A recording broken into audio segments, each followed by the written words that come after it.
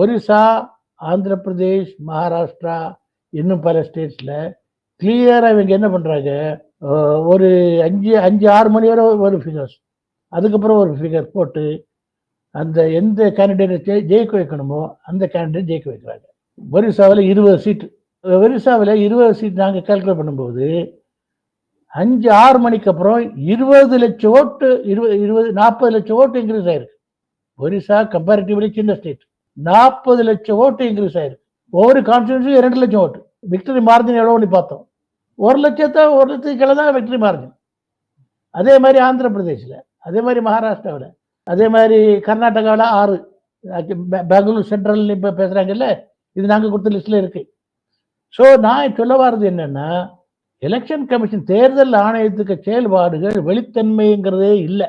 முந்தி இருந்தது. கடந்த 5-6 வருஷமா வெளித்திறமை என்பே இல்லை. நாங்க இழுத்து பூட்டி லாக் பண்ணி வச்சிருக்கோம். நாங்க உத்தரவு போடுவோம். அந்த உத்தரவு போடுற மாதிரி பண்ணிட்டே இருக்கு. எந்த தகவல் கேட்டாலும் நாங்க தர மாட்டோம்.